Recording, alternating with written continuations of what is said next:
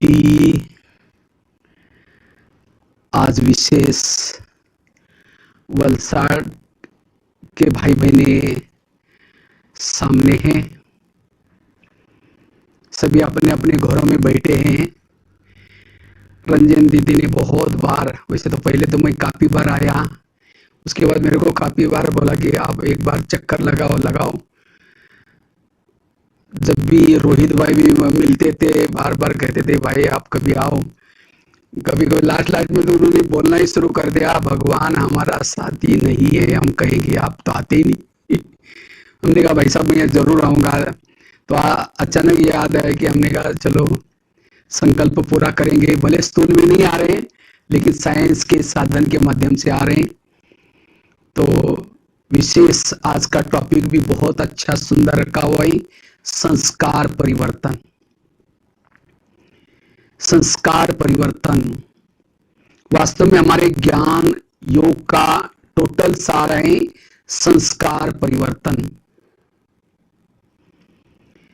संस्कारों को हमें परिवर्तन करना है, तब हम देवता बन सकेंगे। ज्ञान सुनते हैं, योग लगाते हैं, ये सब किसी लिए? संस्कारों को परिवर्तन करने के लिए। ये वास्तव में सतयुग से कलयुग बना। ये कैसे बना? हमारे संस्कार दूषित हो गए, काम के, क्रोध के, लोभ लालच के संस्कार बन गए। तो इसीलिए बाबा आकर के फिर हमें ये ईश्वरीय पढ़ाई पढ़ा रहे हैं। 4 सब्जेक्ट रखे, ज्ञान, योग, धारणा और सेवा। ये चारों सब्जेक्ट का सार है हमें अपने पुराने संस्कारों को परिवर्तन करके देवताई संस्कार धारण करना। संस्कार परिवर्तन इस पढ़ाई का सार है। मैं इतना योग लगा रहा हूं, रोज मुरली सुन रहा हूं, अमृतवेला कर रहा हूं, धारणा कर रहा हूं, तो भी मेरे अगर संस्कार परिवर्तन नहीं होते तो जरूर ज्ञान योग की कमी है। बच्चा स्कूल में जाता है लेकिन रिजल्ट आया तो फेल हो गया, इसका मतलब वो स्कूल में गया ही नहीं था, कहीं और जाता था। अच्छा गया भी था लेकिन उसने पढ़ाई ठीक नहीं पढ़ी। इसी तरह अगर हम अमृत वेला करते हैं, योग लगाते हैं, तो भी संस्कार ही नहीं बदल रहे। इसका मतलब एक तो मेरा योग ठीक नहीं लग रहा है या फिर हमारा पढ़ाई पर अटेंशन नहीं है। इसीलिए हमें संस्कार परिवर्तन करना है।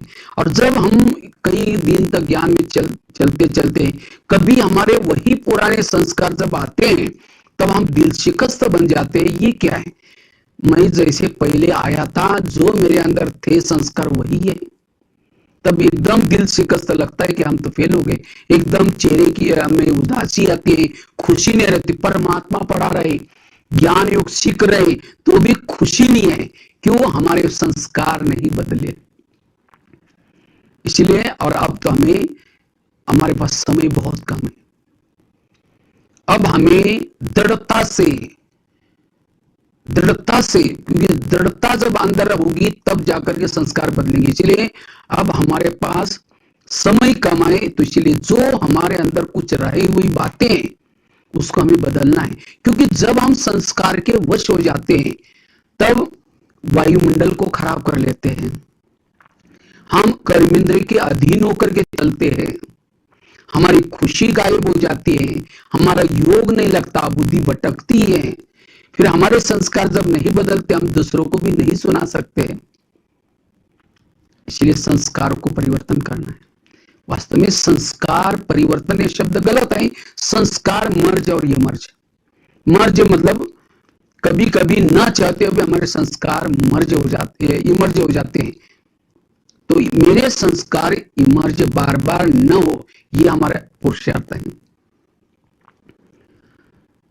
जब हम संस्कारों के वश हो जाते हैं तो की कमाई हमारी चट हो जाती है।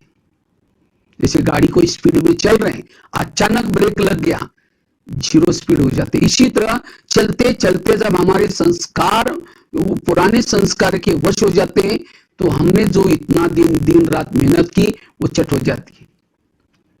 विकर्म हो जाते हैं।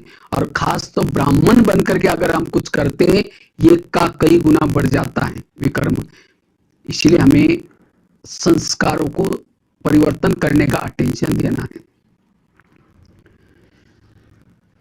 तो हम अपने संस्कारों को कैसे परिवर्तन करें? सबसे पहले हमें चेक करना है कि हमारे अंदर संस्कार है क्या क्या, कौन से संस्कार हैं।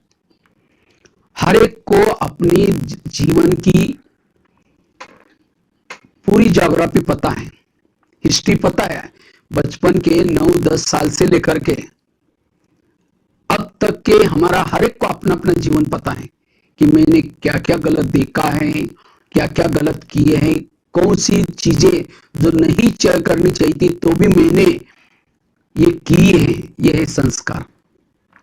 न चाहते हुए हमारे से जो हो जाता है वो संस्कार। तो ऐसे मेरे कौन से संस्कार है वो चेक करना है। और हमें जो ज्ञान चाहिए उन चीजों का ही ज्ञान चाहिए। कई करके मैं ज्ञान में चलता हूं, मैंने ये छोड़ा, ये छोड़ा, ये छोड़ा, ये छोड़ा, बस वो एक दो संस्कार है। लेकिन वो जब हमारे जीवन में रिपीट होता है, आता है, तो जो छोड़ा जब ये किया वो दोबारा सारे आ जाते हैं, सारे अटैक करते हैं हमारे। इसलिए हमें उस कड़े संस्कार को, कड़े मतलब जो हमारे पुरुषार्थ में बार बार रिपीट होता है, उसको खत्म करना है। मम्मा मम्मा क्यों बनी? वैसा तो जून महीना मम्मा की याद दिलाता है। मम्मा मम्मा क्यों बनी? मम्मा एक गलती दोबारा नहीं करती थी, एक गलती दोबारा नहीं करती थी। और हम एक गलती कई बार बार बार करके उस संस्कार को ऐसा पक्का किया है, अब बदलना मुश्किल है। इसलिए उस कड़े संस्कार को अभी हमें क्या करना है? परिवर्तन करना है। क्योंकि वो संस्कार हमारे हीरे को एक दाग है। अगर ये दाग होगा तो हमारी वैल्यू कम हो जाएगी। इसलिए अभी फ्लोलेस डायमंड हमें बनना है। सूरत में ना हीरा घासने का वहां ये चलता है, तो हमें भी बाबा का सेंटर क्या है? आत्मारूपी हीरा घासने का सेंटर है। और जितना फ्लोलेस डायमंड होगा उसकी वैल्यू भी होगी। अगर कोई दाग रह जाएगा तो कीमत कम हो जाएगी। इसीलिए अब हमें दृढ़ता से जो संस्कार हमारे अंदर रहा, कईयों को क्या लगता है, बाबा ने कई बार मूल्य में कहते हैं ना, बच्चे बाप को दिलासा देते हैं, बाबा अंत में ये संस्कार पूरा हो जाएगा, हम बदल देंगे। लेकिन बाबा कहता है अंत में तो संस्कारों के अंश के वंश बन जाएंगे। क्योंकि माया तो लास्ट तक भी अपना युद्ध करना नहीं छोड़ेगी, लास्ट में तो और फुल फोर्स में करेगी। जैसे हमारे अच्छे अच्छे साधन बनते जा रहे तो माया भी अपने लिए साधन अच्छे अच्छे बना रहे। क्योंकि अंतिम समय जब आत्मा इस शरीर छोड़ेगी, परम धाम का गेट तो बंद रहेगा। अब उनको तो शरीर तो है ही नहीं, वो भटकेगी। और उनके अंदर जिस प्रकार के विकार हैं, उनको तो शरीर तो है ही नहीं, तो वो क्या करेगी? जिस आत्मा के अंदर उस प्रकार किस प्रकार के संस्कार है, उसी संस्कार वाले आत्मा में प्रवेश करेगी। समझो उन आत्माओं में काम विकार में जाना है, उसको तो शरीर है ही नहीं, तो जिनके अंदर काम विकार के अंश है उसके अंदर प्रवेश करेगी और उससे भूले करते रहेगी। और पश्चाताप किसको होगा? जिसका शरीर है उसको पश्चाताप होगा। इसीलिए बाबा कहते बच्चे अपने संस्कारों के अंदर के अंश के वंश को खत्म करो। मुझे लगता है 5-6 साल पहले बाबा ने एक वर्ष दिया था, ज्वाला स्वरूप योग करने के लिए वर्ष दिया था। बाबा ने कहा था कि ये ज्वाला स्वरूप वर्ष इसीलिए है जो संस्कारों के जन्म से अंश है उसको खत्म करने के लिए दिया था। अगर फिर भी हमारे वो रहेंगे तो वही अंश क्या बन जाता है? वंश बन जाता है। इसलिए उस समय कंट्रोल करना बड़ा मुश्किल होगा, उस समय भूले हो जाएगी। इसलिए अब हमें क्या करना है? चेक करना है मेरे अंदर कौन से संस्कार है, उसको कैसे परिवर्तन करना है। अगर संस्कार परिवर्तन नहीं करेंगे कई कई तो देखते ज्ञान से चले जाते। क्यों चले जाते? क्योंकि वो संस्कार के वश बार बार होते। एक बहुत सुंदर एक स्टोरी शेयर करता हूं।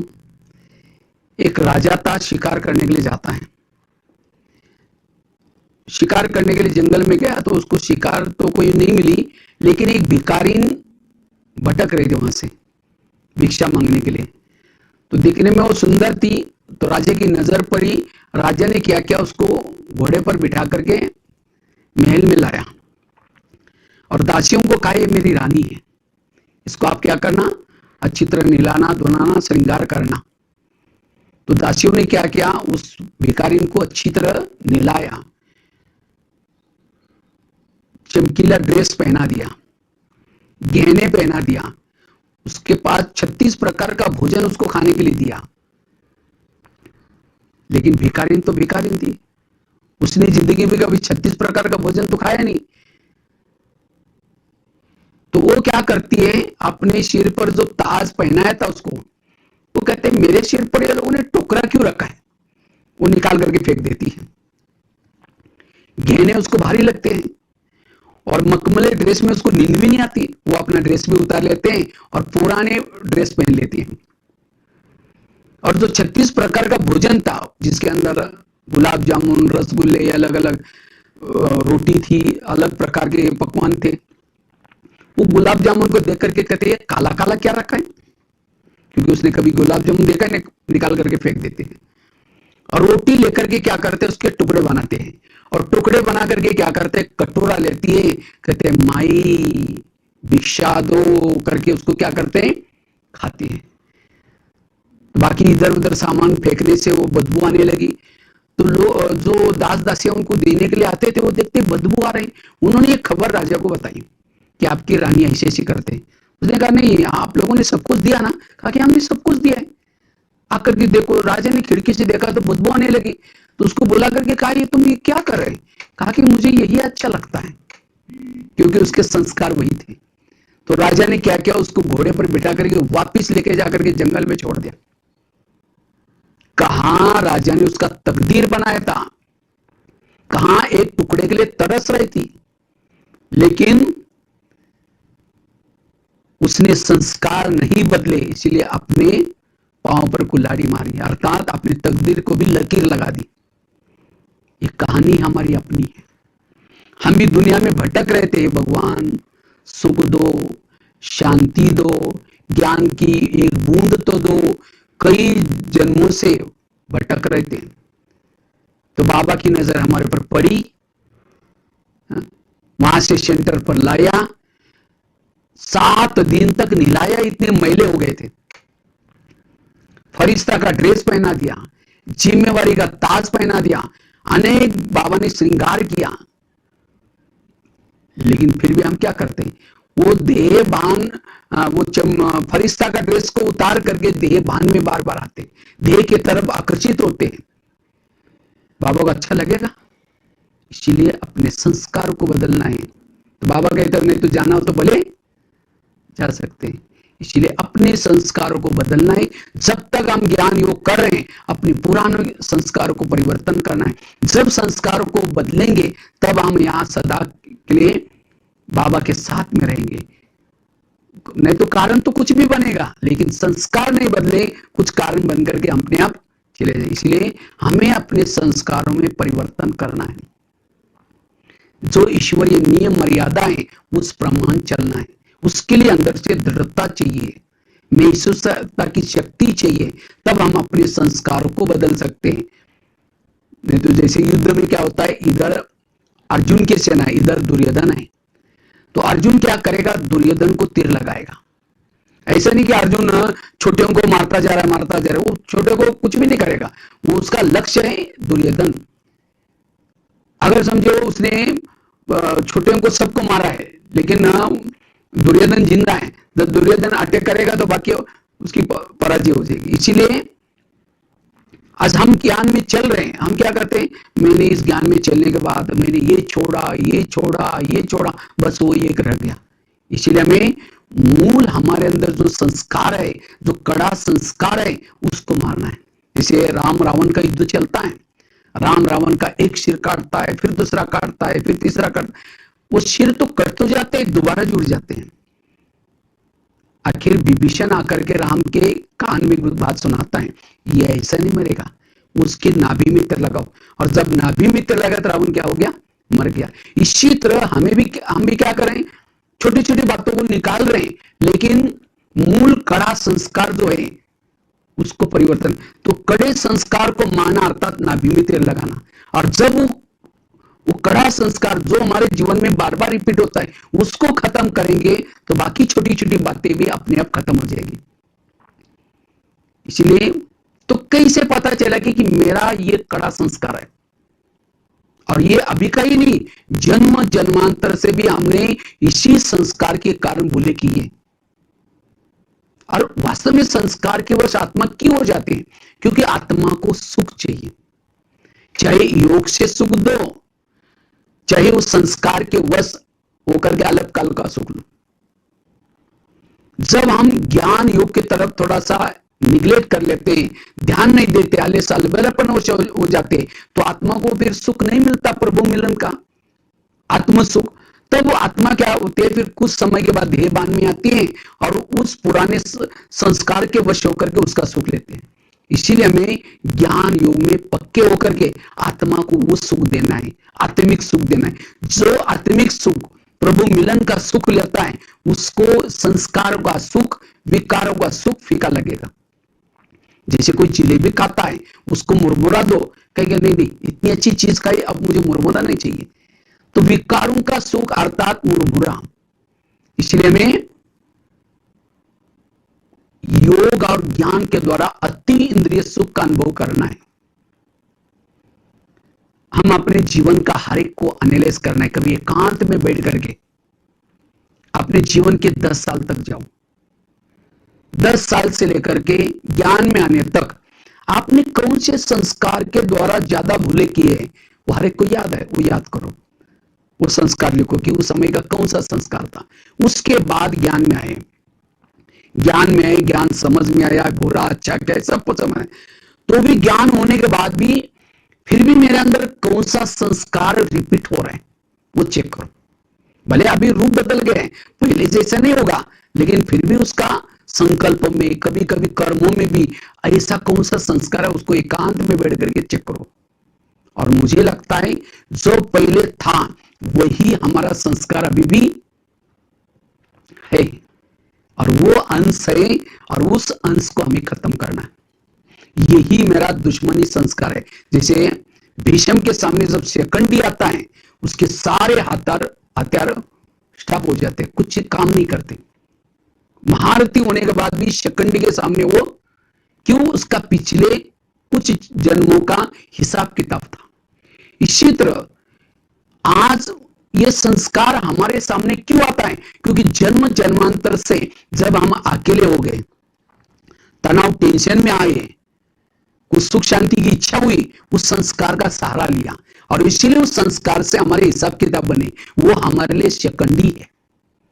और जब वो ज्ञान इतना होने के बाद, सब कुछ करने के बाद, जब वो संस्कार सामने आता है, उसकी बातें आते हैं, तब हमारा ज्ञान योग बाजू में हो जाता है, हम उसके वश हो जाते हैं। वो शिखंडी संस्कार कौन सा है? यही आत्मा की असली बीमारी है, और उसी बीमारी का इलाज करना है। जैसे हॉस्पिटल में जाते हैं, डिस्पेंसरी में, तो दवाई कौन सी मांगते हैं? कहते हैं आपके पास जितनी भी टैबलेट्स है ना, एक एक सैंपल मुझे दे दो। अब सारा लेकर के खाएंगे तो उल्टा परिणाम हो जाएगा। जो बीमारी है वही दवाई टैबलेट मांगते हैं। अगर सिर दर्द है कि मुझे सिर दर्द की दवाई दो, अब सिर दर्द है, पेट दर्द की दवाई खाएंगे तो कोई असर ही नहीं होगा। इसी तरह मुरली भी एक डिस्पेंसरी है, इसके अंदर काम की, क्रोध की, लो हर विकारों की दवाई है, टैबलेट्स है। तो हमें मुरली सुनते समय मेरे अंदर की बीमारी क्या है और उसकी टैबलेट क्या है, वही दवाई लेनी है। और उससे वो संस्कार धीरे धीरे, जितना उस कड़े संस्कार के लिए नॉलेजफुल बनेंगे, उतना संस्कार का असर कम होगा। इसलिए अब हमें चेक करना है मेरी बीमारी कौन सी है, और नहीं तो अंतिम समय अगर रिजल्ट आउट होगा तो उस समय पश्चाताप भी करना पड़ेगा। इसलिए मेरे कौन से संस्कार है जो योग्य नहीं है, जो मेरा दिल खाता है, मेरी खुशी गायब करता है, उसको मुझे परिवर्तन करना है। तो पहले तो कैसा ढूंढना है वो युक्ति बताई, लेकिन अब उस ढूंढने के बाद उसको भले आप कभी बाबा को भी एक लेटर लिख करके अपने जीवन की हिस्ट्री लिख करके बताओ, बाबा मैंने ऐसे ऐसे उस संस्कार के वश ऐसा ऐसा किया है, मुझे ये याद आ रहा है, बाबा मैं आपके शरण में आया हूं, ये सब कुछ ऐसा ऐसा बाबा को भी सुनाओ। सबसे पहली युक्ति है बाबा को सुनाना, और खास तो अमृत वेला करने के बाद या अमृत वेले करने के बाद अगर बाबा को सुनाएंगे तो बाबा इसका इलाज करेगा। तो कई भाई बहने क्या समझते हैं, कई भाई बहने उसको छिपाते हैं। अगर उस संस्कारों को छिपाएंगे तो छिपाते छिपाते खुद भी छिप जाएंगे। बीमारियों को कभी भी छिपाए नहीं जाता, इसीलिए उस संस्कार को हमें क्या करना है, परिवर्तन करना है। इसके लिए पहली युक्ति बता रहे हैं, हम बाबा को सुनाएं।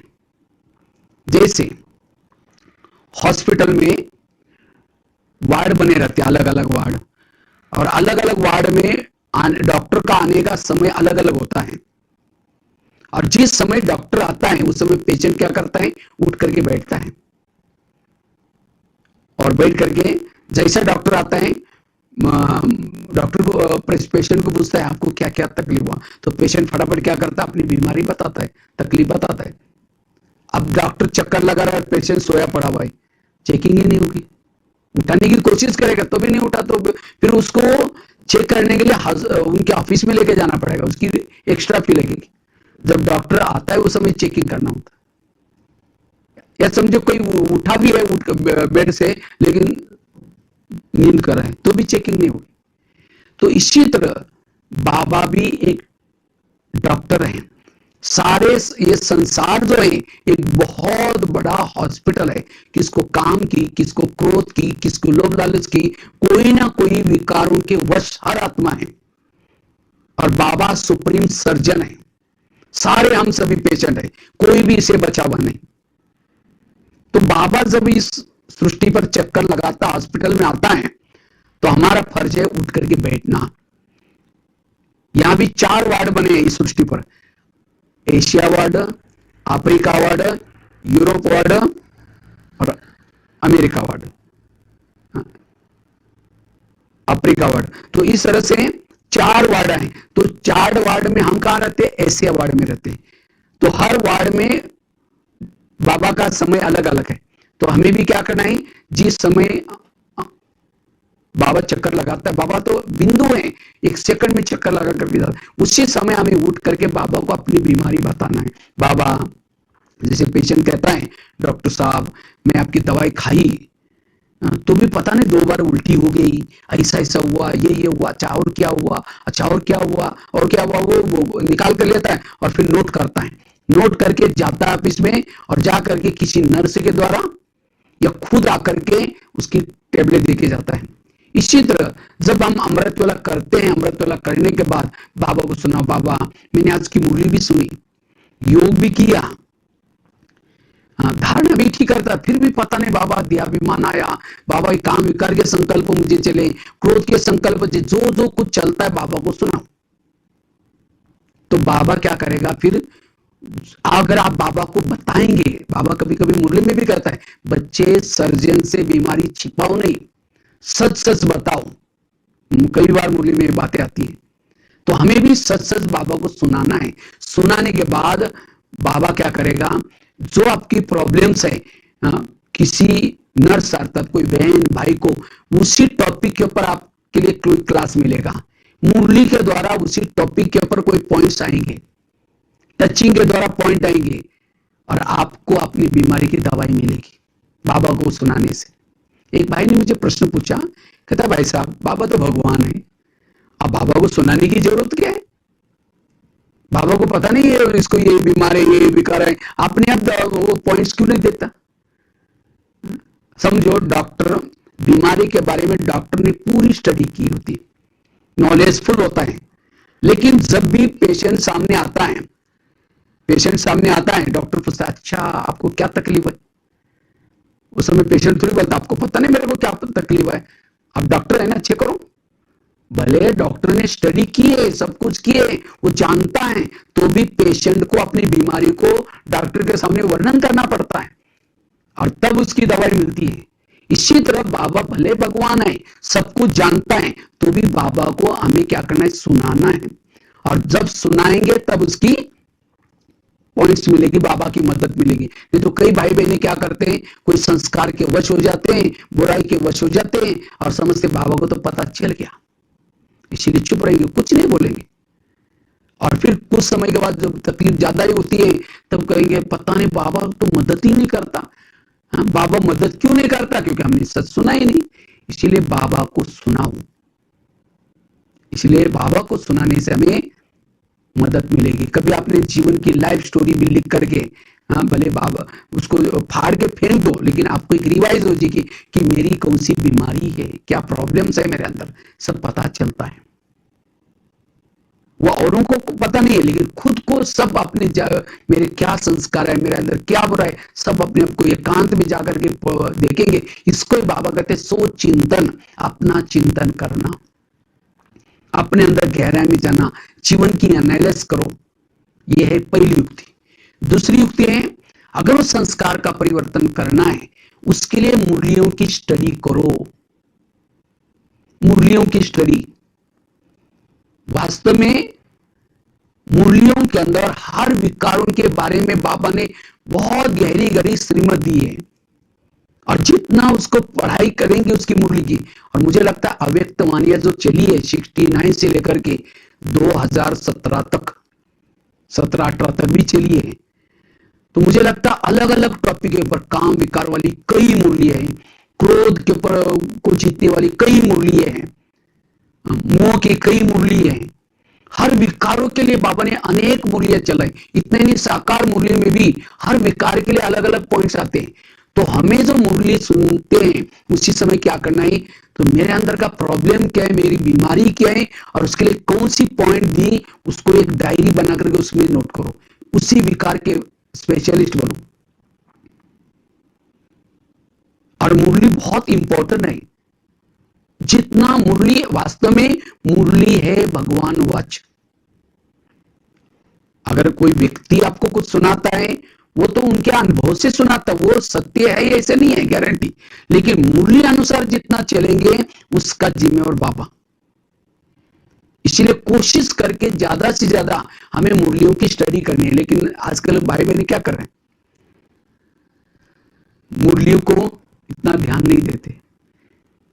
वास्तव में मुरली से जो हम क्लास कराते हैं, जैसे कोई मैं एक चीज लिया, समझो मेरे पास कोई ये है, समझो ये डायरी ली, मैंने इस घड़ी को टच किया, सोने की बन गई। इसको लैपटॉप को टच किया, सोने का बन गया। स्टूल को टच किया, सोने का बन गया। ये डायरी है, किसको भी टच करते सोने का बनता है, तो वैल्यू किसको देंगे, डायरी को देंगे, या सोने की चीज बनी उसको देंगे, डायरी को। इसी तरह आज बाबा की मुरली सुन करके ब्रह्मा बाबा बना, दादिया बनी, जो भी महारथी है, चाहे शिवानी बहन, सूरज भाई, चातम प्रकाश भाई, चाहे कोई भी, सब हम लोग किसे बने, मुरली से। तो मुरली महत्व की है, मुरली के ऊपर हमें प्रभावित होना है, किसी की भी व्यक्ति की तरफ प्रभावित नहीं होना। और जितना मुरली से हम लेते उतना नहीं, तो जैसे एक सीढ़ी का चित्र अपना, सीढ़ी में क्या दिखाया, सीढ़ी में लास्ट में एक भिखारी है, और भिखारी ने क्या किया है, एक सिरा ने गीता का शास्त्र रखा हुआ है और हाथ में कटोरा है। ये चित्र दिखाते हैं, और चित्र कहते हैं भारत का नहीं, ब्राह्मणों का, हम जो ब्राह्मण परिवार है उनका है, क्योंकि असली गीता किसके पास है, हम सभी ब्राह्मण।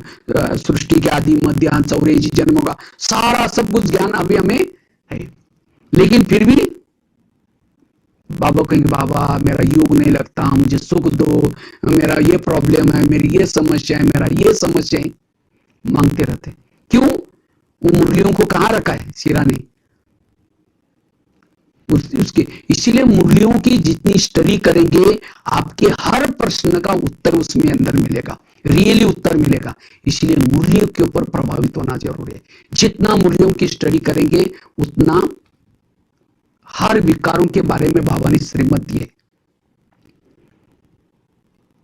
मुझे लगता है मुरली की तो आजकल तो 15 रुपए में उसकी कीमत कोई ज्यादा नहीं है, अव्यक्त मुरलियों की कीमत। बाकी मैगजीन्स, ज्ञानामृत और भी कोई किताबें, वो तो हम या आजकल तो कई मैं देखता हूँ फेसबुक में कहाँ से इतनी चटपटी बातें, इतनी ऐसी ऐसी बातें आते हैं और उन बातों में इतना मस्त हो जाते हैं, मुरली तो बाजू में रह गई। जो असली आज की मुरली है, वरदान है, स्लोगन है, ये है, तो इन चीजों में भटकने की जरूरत है, उससे हमारी सदगति होने वाली नहीं है। तो इससे फिर हम ज्ञान में चल रहे, संस्कार भी परिवर्तन नहीं होंगे, ना आनंद आएगा। इसलिए कोशिश करके दादी जानकी जी मुरलियों को, दादी प्रकाश में कितना बार मुरलियां पढ़ती थी। हम तो एक बार सुनी या ना सुनी पता नहीं, दोबारा ना रिपीट किया ना कुछ किया, क्योंकि इन बातों में हम उलझे जाते हैं। इसीलिए मुरली के पर ज्यादा ध्यान देना है और जिस प्रकार की कमी है उसको, वही टॉपिक को पढ़ करके हमें क्या करना है, उसके नॉलेजफुल बनना है, तब हमें उस संस्कार का असर कम होगा। इसलिए पहली बात कौन सी बताई?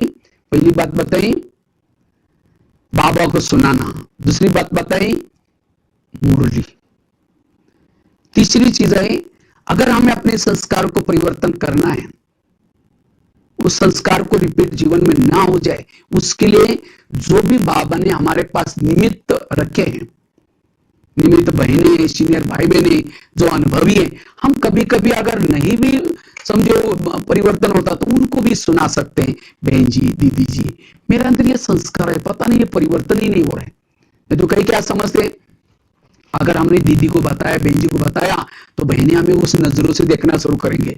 इसीलिए कभी पूछते हुए कैसे हो, हाँ बहुत अच्छा है, हम तो संस्कार के वश हो रहे, गलत काम कर रहे हैं, तो भी क्या कहें, हाँ बहुत अच्छे, छिपाते छिपाते छिप जाएंगे।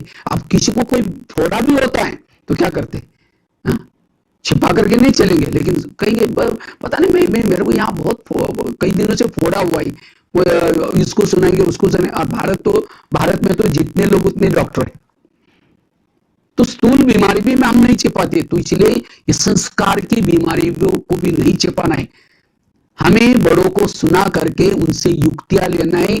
अगर अपना नाम बताने की शर्म आती है तो क्या करो, किसी और का नाम बताओ।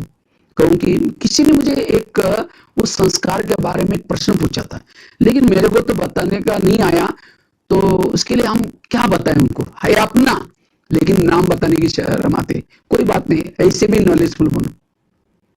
तो कहने का मतलब हमें उस संस्कार को छिपाना नहीं है, बड़ों से राय लेनी है, इससे वो संस्कार में बदलाव आएगा।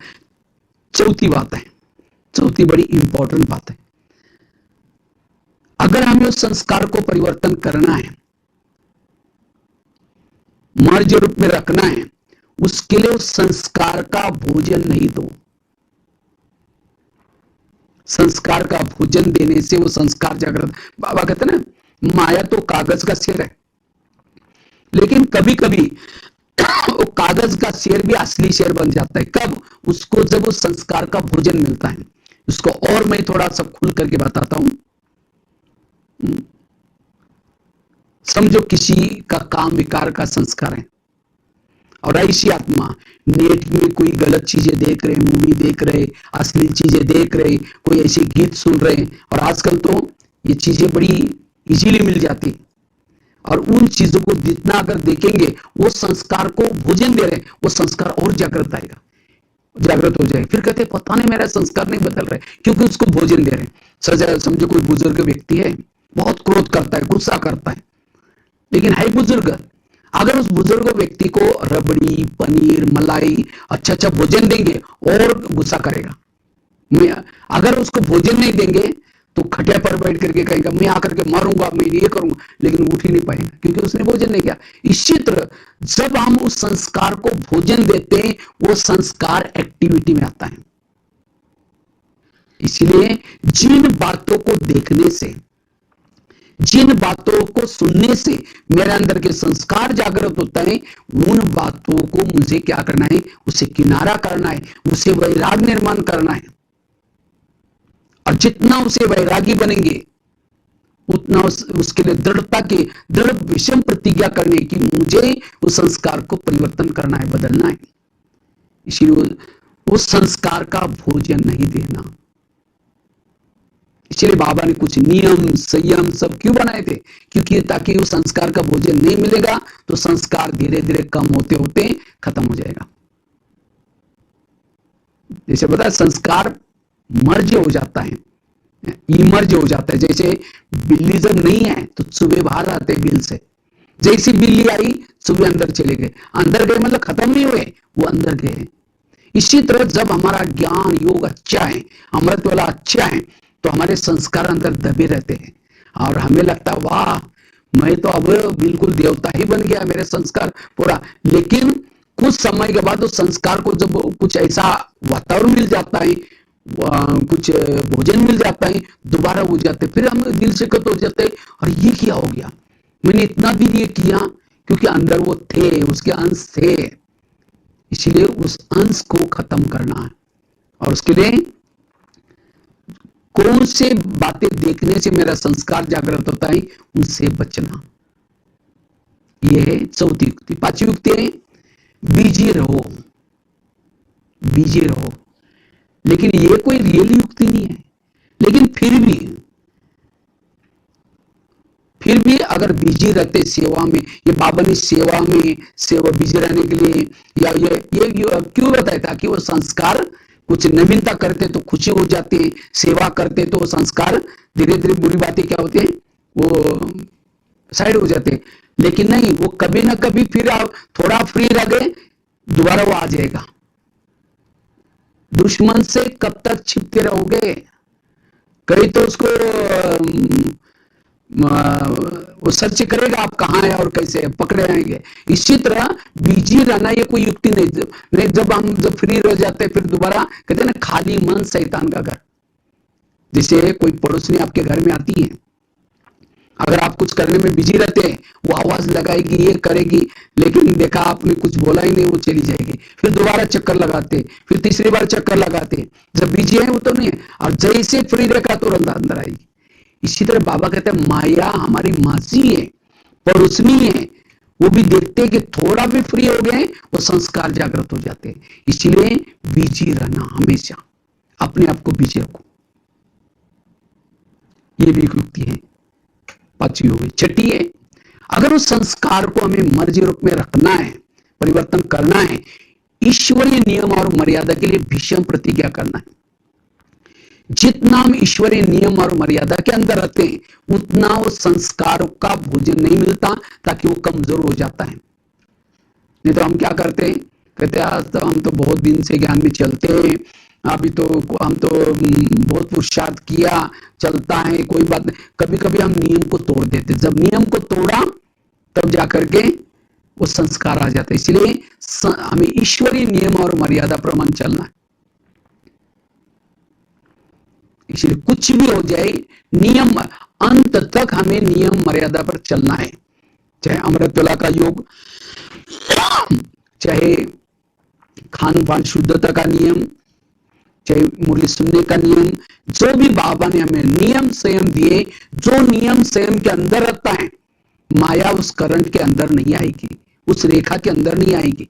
लेकिन कभी कभी जाने अनजाने हमारे सब नियम तो टूटते हैं, क्योंकि नियमों में रहने से हमारे में ताकत रहती है, वो संस्कार कुछ नहीं करेगा। सातवीं युक्ति है आत्म अभिमानी बनने की गहरी तपस्या।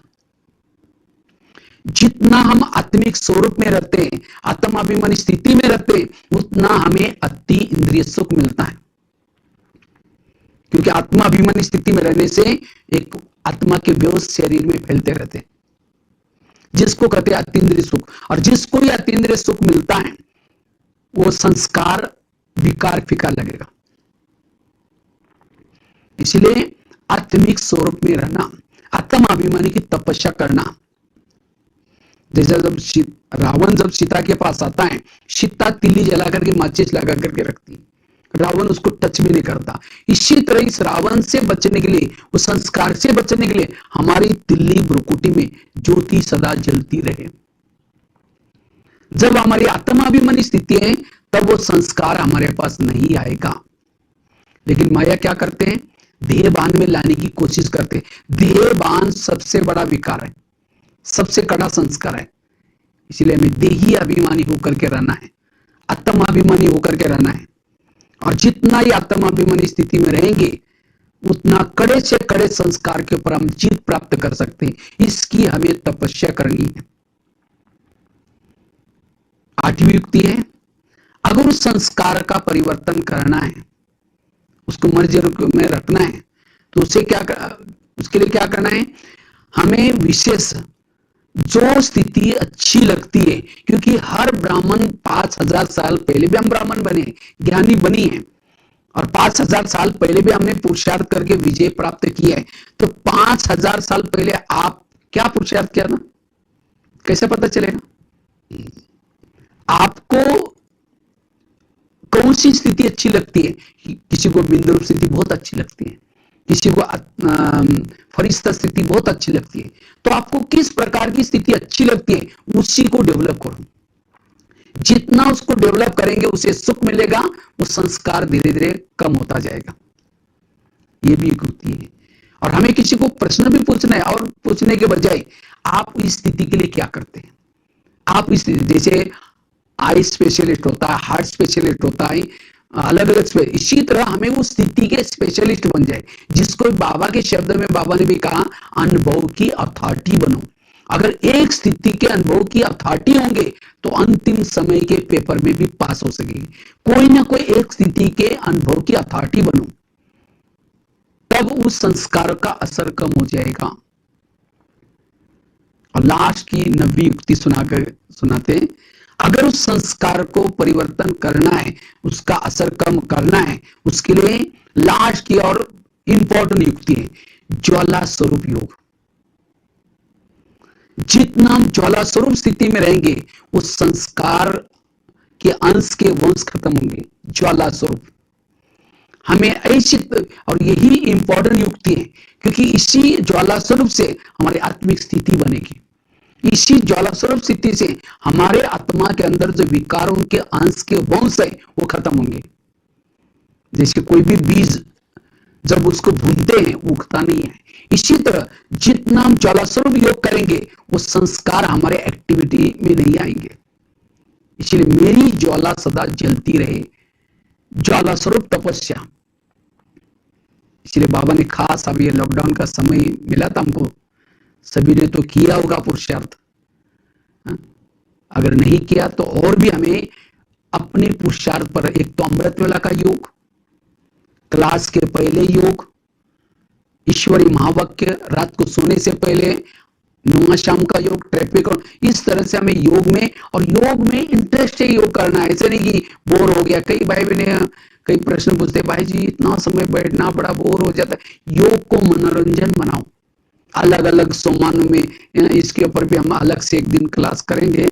योग को हम मनोरंजन कैसे बनाएं, लंबा समय तक कर्मों में हम कैसे योग करें, उसके ऊपर अलग से फिर कभी देखेंगे। तो कहने का मतलब, योग को जितना योग के ऊपर इंटरेस्ट लेंगे, योग के सब्जेक्ट के ऊपर, उतना ही आप उस संस्कार को परिवर्तन कर सकते हैं। ज्ञान भी चाहिए, योग भी चाहिए। केवल योग लगाएंगे, ज्ञान नॉलेजफुल नहीं होंगे, तभी भी भूल होगी। और केवल नॉलेजफुल है लेकिन कंट्रोलिंग रूलिंग पावर नहीं है, तो भी भूले होते रहेंगे। दोनों भी चाहिए, ज्ञान भी चाहिए, उस संस्कार के बारे में कैसा आता है, क्या होता है, पिछली बार कैसा आया था, अब उसको मुझे क्या करना है। वास्तव में बाबा कहते हैं, माया मेरी बेटी है और तुम मेरे बच्चे हो। तो माया और हमारा रिश्ता क्या हो गया, भाई और बहन। कोई भी बहन भाई को थप्पड़ मारते कभी कभी, क्यों? जब वो बाप का कहना नहीं मानता। इसी तरह माया बहन भी हमको थप्पड़ कब मारते हैं, जब हम बाबा का कहना नहीं मानते। कोई ना कोई नियम को तोड़ देंगे, माया बहन थप्पड़ मारेगी। जिस समय माया बहन ने थप्पड़ मारी, गाल को पकड़ करके चेक करो मैंने 3-4 दिन पहले क्या भूले की थी। अमृतोला मिस किया था, कुछ देखा था, कुछ तो गलत किया था, तब तो थप्पड़ मारी। तो माया बहन के सामने हाथ आगे करके प्रतिज्ञा करो, माया बहन सॉरी, मैंने वो गलती की थी इसलिए आपने थप्पड़ मारी, आगे से मैं गलती कभी नहीं करूंगा। माया तो खुश हो जाएगी। वास्तव में माया आते हाँ, हमें आगे बढ़ाने के लिए। जब आप अमृतवेला कर रहे हैं, नियम प्रमाण चल रहे हैं, तो माया तो खुश हो जाता है, ताली बजाते। लेकिन जब आप नियम को तोड़ते हैं, थप्पड़ मारते, कहते भैया संगम युग चल रहे हैं, तुम ये क्या गलत काम कर रहे हैं। इसलिए नियम के लिए भीष्म प्रतिज्ञा, ज्वाला स्वरूप योग। तो कितनी बातें हो गई? 9 बातें हो गई। पहली बात दोबारा एक बार रिपीट करता हूं, अगर उस संस्कार का प्रभाव कम करना है, बाबा को सुनाओ। दूसरी बात बताइए, मुरलियों की स्टडी करो। जिस प्रकार के टॉपिक कौन सा आपका संस्कार है, उस टॉपिक के मूल्य है, उसको टिक मार कर। और आजकल तो मुझे लगता है कहीं तो मैंने खुद देखा, कहीं आजकल तो नेट में भी व्हाट्सएप में भी ये सब आ रहे हैं। एक अपनी साइट बनी है DR लोहार करके, उसमें उन्होंने तो पूरी 69 से लेकर के सब मुरली डाले। कभी क्लिक करके डाउनलोड करके वो मुरली पढ़ो आप, बहुत इजी है। और कौन सी प्रॉब्लम है उसको आप निकाल करके वो पढ़ो, तो बहुत अच्छा में सहज उसके लिए आइडिया मिलेगी। तीसरी बात बताइए, हमारे पास जो सीनियर है उनको सुनाना। चौथी बात बताई, उसका भोजन ना देना। पांचवी बात बताई, बिजी रहना। छठी बात बताई, ईश्वरीय नियम मर्यादा का पालन। सातवीं बताई, आत्माभिमानी की तपस्या। और आठवीं बताई, जो चीज अच्छी लगती है उसको डेवलप करना। और नवीं बात बताई, ज्वाला स्वरूप योग। तो योग का प्लानिंग बनाओ। योग के मुझे याद है अभी कुछ दिन पहले, वैसे तो मैं पूरा इंडिया में जाता रहता हूँ, तो जब लॉकडाउन का हो रहा था, उससे पूर्व में कानपुर गया था। शायद मैं 18 को तो आ गया था, लेकिन लॉकडाउन तो शायद 24 या 23 से हुआ था, कुछ सभी तरफ बंद हो गया था। तो यहाँ पता चला कि भाई जो बाहर से होके आए उनको भी 14 दिन क्वारंटाइन में रखना है। तो मैं तो आया था, तो मेरे को फिर तो कहा कि आपको 14 दिन रहना है।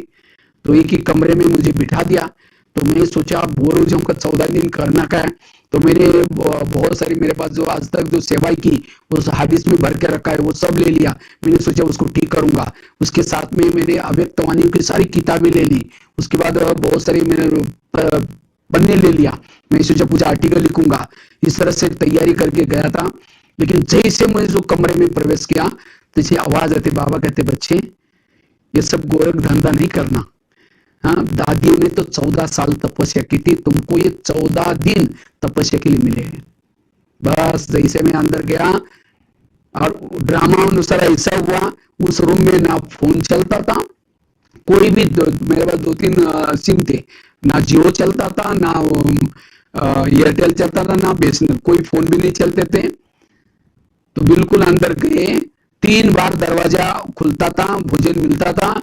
और हमने प्लान बनाए जाते ही, कितना बजे उठना है, किस समय क्या करना है, एक्सरसाइज करना, ये करना, सारा स्टडी क्या करना। तो इस तरह से योग करने में, और योग के लिए अलग अलग विजन बनाए। और वो 14 दिन का इतना असर हो गया, अभी भी मैं कमरे से बाहर जाने का दिल ही नहीं कर रहा है। बिल्कुल लग रहा है कि एकदम उसी स्थिति में रहे।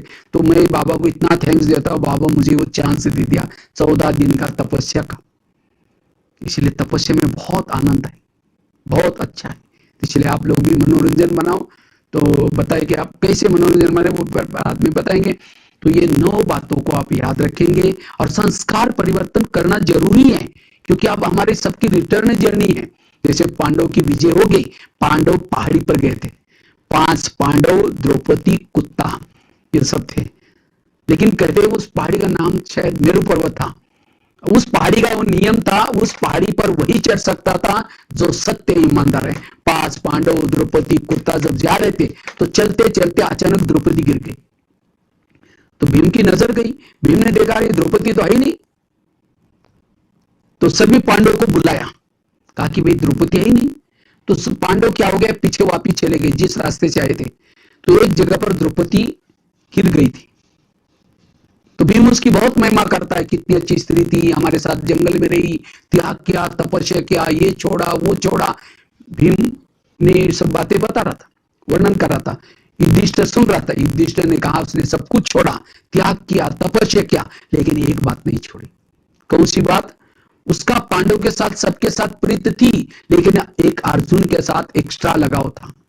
देखो, उसने सब कुछ छोड़ा, लगाव नहीं छोड़ा। पांडव को तो जाना था, उधर ऊपर इंद्रदेव उनका इंतजार कर रहे थे, उन्होंने इतना बड़ा युद्ध किया था, उसका उनको प्राइज मिलने वाला था। वो तो चले गए, जिसके साथ लगाव था वो भी चला गया। तो द्रौपदी को उस समय पश्चाताप होता है, उसको याद आता है कैसे मैं बातें करती थी चुप चुप करके, कैसे क्या क्या सारा याद, पश्चाताप करते रोती है। लेकिन जो हो गया। ये कहानियां, ये महाभारत की बातें संगम युग की यादगार है। हमारी भी विजय होगी। विजय होने के बाद सभी को, पांडव को पहाड़ी पर जाना होगा। पहाड़ी मतलब माउंट आबू नहीं, पहाड़ी अर्थात परमधाम, सीधा है। उस पहाड़ी पर वही चढ़ सकता है जो ब्राह्मण बन करके, जो सत्य, ईमानदार, बिल्कुल एक्यूरेट रहा। अगर मेरे अंदर कोई संस्कार है, पुरानी बातें हैं, तो गिर जाएंगे। फिर बाबा कहीं याद दिलाएगा, तुमने ये किया, मैंने तुमको इतना टाइम दिया था, ये टाइम दिया था। इसीलिए बाबा कहते बच्चे, जो चीज है उसको परिवर्तन करो, बदलो। कई बार हम गलत काम करते हैं, हमें लगता है मैं अकेला हूं, किसने भी नहीं देखा। लेकिन बाबा तो कहते हैं तुम्हारे सभी के फोटोग्राफ्स मेरे पास पहले पहुंच जाते हैं, वीडियो भी आ जाता है। जब अंत समय हम जब जाएंगे, उस समय बाबा सब दिखाएगा ये किसका फोटो है, आपका है किसी और का है। उस समय चेहरा नीचे। इसीलिए बाबा कहते हैं लास्ट में, बाबा फिर कहेगा तुम्हारा ये पद में ऐसा बनाने के लिए तुमको चुना था, तुमने ये गलत काम किया, तुम्हारा ये पद कैंसल, तो वो छोटा सा राजदर्शी का ले लो, तो कैसा लगेगा। इसलिए अब हमें 20 नाखूनों का जोर लगा करके इस 2020 में पुरुषार्थ करना। आगे पता नहीं और क्या समय आने वाला है, हमें तो औरों को भी देना है। अगर हम स्वयं को नहीं बदला तो औरों को कैसे देंगे। इसलिए अब हमें उस जो भी कड़ा संस्कार है उसको परिवर्तन करना है। इतना ही नहीं, आगे चला, नकुल गिर गया, सहदेव गिर गया, भीम गिर गया, अर्जुन भी गिर गया, और केवल कुत्ता और युधिष्ठिर स्वर्ग में गए। कुत्ता मतलब कोई प्रैक्टिकल कुत्ते की बात नहीं, लेकिन कुत्ता मतलब कहते युधिष्ठिर में ईमानदारी थी, और इसलिए वही जीत प्राप्त की। इसी तरह नकुल गिर गया, बुद्धि का अभिमान था। सहदेव क्यों गिर गया, सहयोग का अभिमान था। भीम क्यों गिर गया, शक्ति का अभिमान था। अर्जुन क्यों गिर गया, अक्षिणी सेना को मारा, तीर चलाए, इसलिए उसको अभिमान था। इसलिए अगर हमारे अंदर कोई ऐसा है संस्कार, तो हमें परिवर्तन करना है। इसलिए अगर संस्कार नहीं परिवर्तन करेंगे तो अंत में पश्चात, और ब्राह्मण बनकर के हमें गलत काम नहीं करना है। लास्ट एक बात सुना करके पूरा करता हूं, क्योंकि समय भी तेजी से चल रहे हैं। एक बार पांडव कौरव, तो सभी को लगता है कि अभी कौरव और पांडव तैयार तो हो गए, युवराज तो हो गए, लेकिन अब राजा किसको बनाए, राजकुमार इसमें से कौन किसको चॉइस करे। तो सब कहते हैं राजकुमार उसको बनाया जाए जो योग्य है, लेकिन लगता है कि योग्य कौन है इसमें। तो उनकी योग्यता की परीक्षा लेने के लिए क्या क्या एक दरबार बिठाया, और उस दरबार में अचानक क्या हो गया, एक व्यक्ति, 4 व्यक्ति को उनका सिर बांध करके उनको दरबार में लाया गया। और सबसे पहले क्या किया, इसको दुर्योधन को प्रश्न पूछा, अगर तुम राजकुमार बनोगे, तुम्हारे सामने कोई केस आएगी, तुम उसको क्या सजा दोगे। इन चारों ने मिलकर के एक व्यक्ति का मर्डर किया, तो क्या करोगे। तो दुर्योधन उठ करके कहता, अच्छा मर्डर किया है, मैं भी उनको यही कहूंगा कि इनके भी मर्डर करो, मैं यही उनको करूंगा, इनका भी मर्डर करो। फिर उसके बाद वही प्रश्न युधिष्ठिर को पूछा। युधिष्ठिर थोड़ा सा गंभीर हो गए,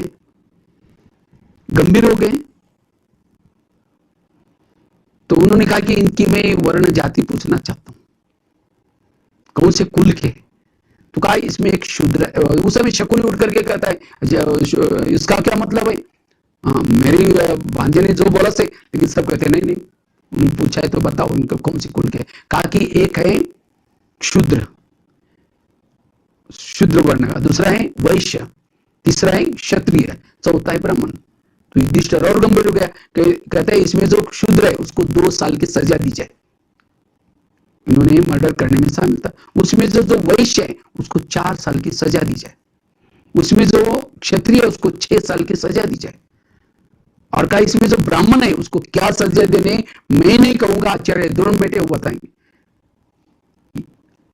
ब्राह्मण है, ज्ञानी है तो भी गलत। ये सारे जो भी वृत्तांत है संगम युग के है। आज हम एक शूद्र बन करके गलती की माफ हो सकते हैं, वैश्य बन करके की माफ हो सकते हैं, क्षत्रिय, लेकिन ब्राह्मण बन करके हमें जो गलती करते, क्योंकि प्राप्ति भी एक का बाबा कहते 100 गुना, इतना ही गलत काम करते तो एक का 1000 गुना 100 गुना गलती भी हो जाती है। इसीलिए हम अच्छा कितना करते वो गिनते, लेकिन बुरा करते वो नहीं करते। इसीलिए संस्कार परिवर्तन बड़ा जरूरी है।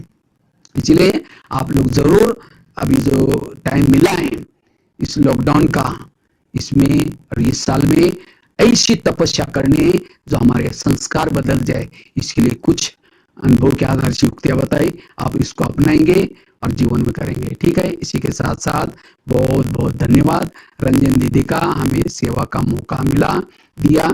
आगे और भी फिर योग के बारे में फिर कभी करेंगे। ठीक है, ओम शांति।